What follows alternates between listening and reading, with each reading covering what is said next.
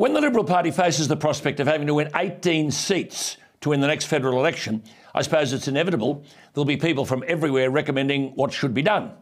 Morrison failed in his inability to differentiate his party from Labor.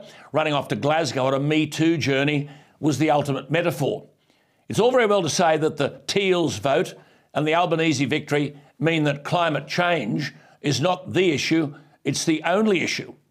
Well, that ignores the fact that the Teals, whatever their votes, don't represent in the composition of their electorates or in their political positions the majority of Australians. And Albanese's mandate comes from 32% of those who voted. The Liberal vote collapsed because Morrison gave genuine Liberal voters no reason to vote Liberal. It should be remembered that when the much maligned Tony Abbott won a landslide victory in 2013, having won in 2 elections 25 seats from Labor, there was a reason. Abbott was never Labor light.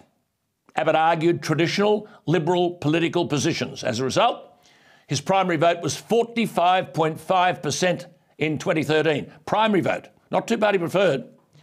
Turnbull and Morrison, lurching to the left, managed to take that primary vote on May 21 to 35.7%, a 10% slide. Let's forget the humbug about the new dominance of Labor and the Greens. They might have improved their numbers in the federal parliament, but in a voting population of 17.2 million, the Greens and Labor together increased their vote by only 337,000, or 1.7% of the voting population.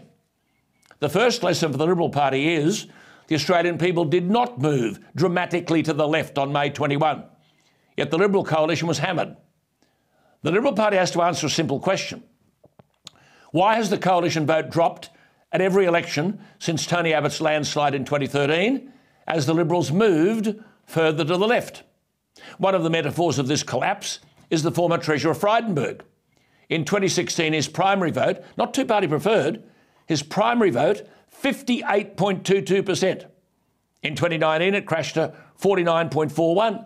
And then, embracing the Morrison philosophy and policies, on May 21, it was 42.98%. In 2 elections, a drop of 16%. Now, the lessons are simple, but there are people in the Liberal Party who don't want to learn the lessons.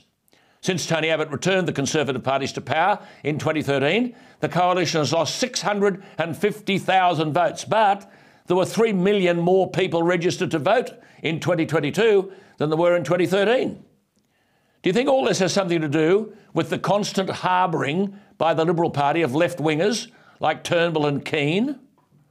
Do you think it's got something to do with the coalition, after repeatedly telling us they're better economic managers than Labor, spending like drunken sailors and plunging us into unimaginable debt?